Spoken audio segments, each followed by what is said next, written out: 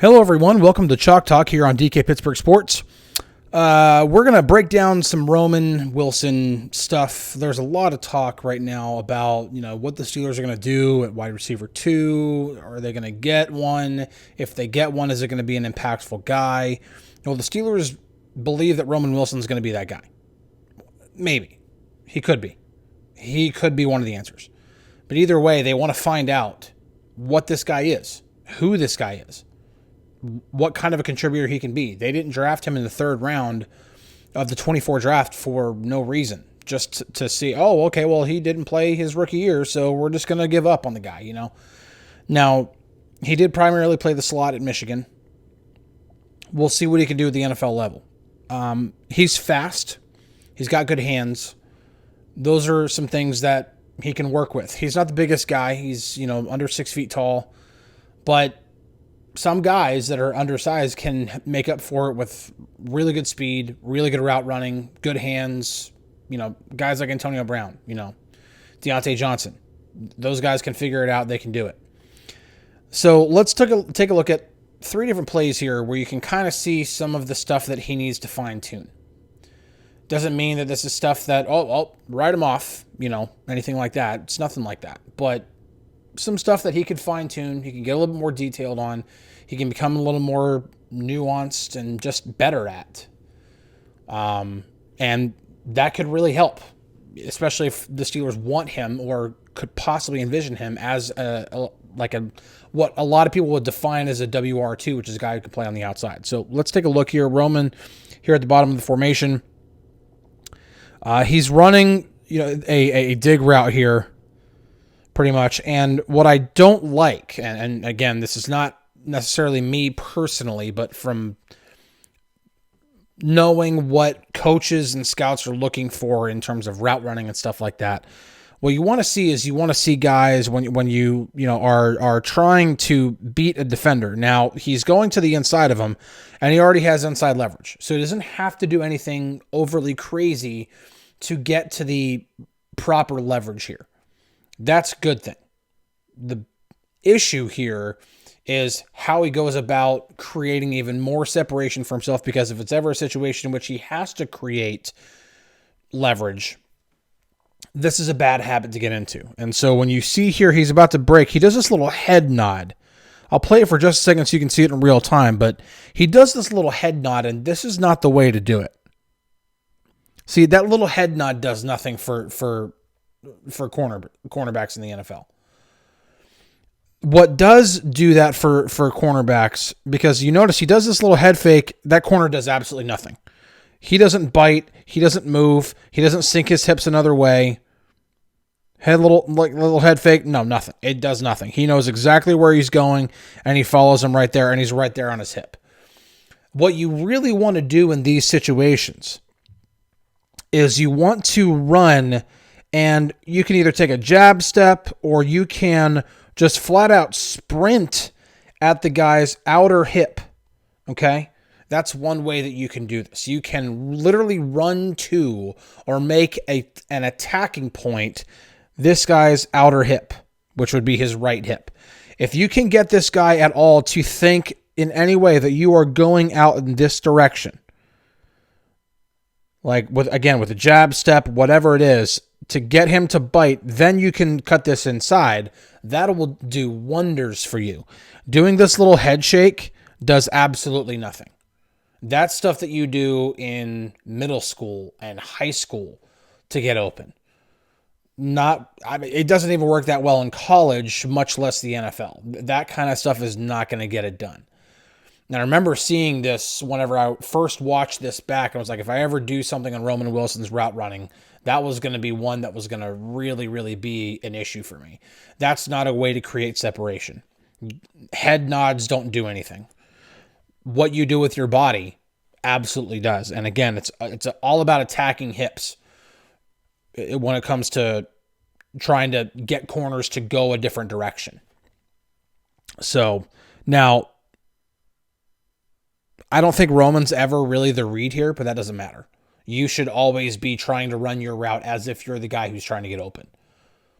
Always. So that's one. Again, Not anything overly crazy, not anything terrible, but when you are undersized and you have to find ways to get open, every little bit counts, and becoming a master route runner is a great way to do it. And there are a number of ways you can do it. Calvin Austin's been learning how to do that. And that's one of the reasons why I think as of right now in 2025, there's a better chance for Calvin Austin to be a more impactful receiver than Roman Wilson. Doesn't mean Roman can't learn it down the line even this year, how to do that kind of stuff. But it's those kind of habits that need to go away. We broke down this play previously here on Chalk Talk. This is the old burner from the Shanahan offense, play action concept. And here, Roman, everything's fine. Now, I intentionally chose two plays from this game because Aaron Rodgers talked about Roman needing to have the details down from this game. Now, there might have been some other routes too that Aaron was talking about, but this one I wanted to bring up because this ball is caught. Granted, it's not far away from the sideline. It's not like he catches this at the numbers, but he catches that at about where the college numbers usually are. And he can't find a way to turn that upfield and stay in bounds. For a guy who's smaller, DK Metcalf or a bigger bodied receiver, it's a little bit different to try to expect them to be able to turn a corner like that. If you're a smaller receiver, especially a smaller guy playing on the outside, you have to be able to bring something else. It could be just pure put speed. Oh my gosh, that's funny. Just sheer foot speed. Just the ability to run past everybody else. That could be one thing. Normally, if you really, really want to be a guy who stands out, for example, Antonio Brown, I don't want to keep going back to an Antonio Brown because at one point for a good 6 years, he was the best receiver in football. But he did a number of things well. He was a great route runner. He had phenomenal hands. He had great footwork along the sideline. He did a number of things really well. Now, not everybody can get to that level, but maybe you can bring 2 or 3 things to the table in which you do stuff really, really well. I would expect a receiver of Roman's size to be able to catch this, plant, and then get upfield and continue to get yards after catch. Now, that's me looking at this on film, but I'm sorry, that's got to be turned upfield.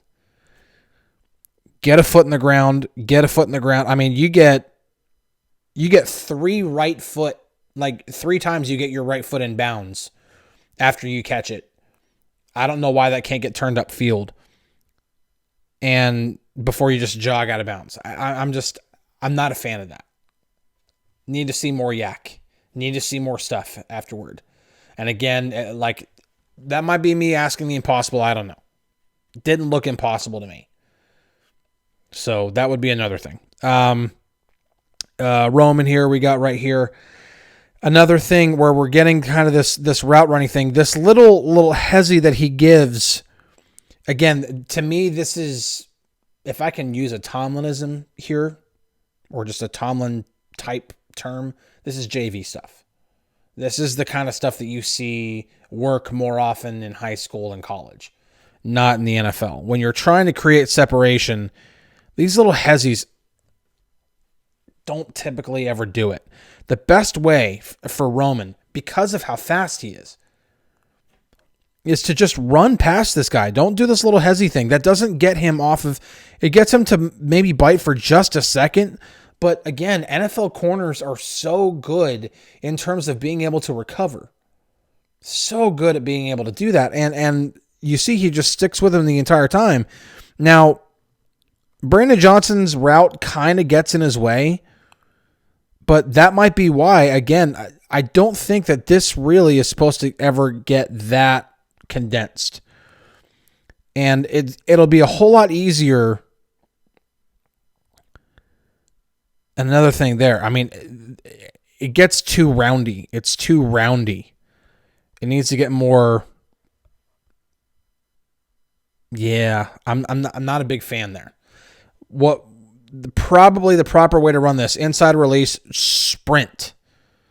And if you're going to do anything, again, if you're going to do anything to try to get this guy to stay off of you, is maybe at some point when you're running, take 2 steps, like a right foot and a left foot, that kind of veer back up this way and then cut back. Then use your left foot, put your left foot in the ground and go straight across the field.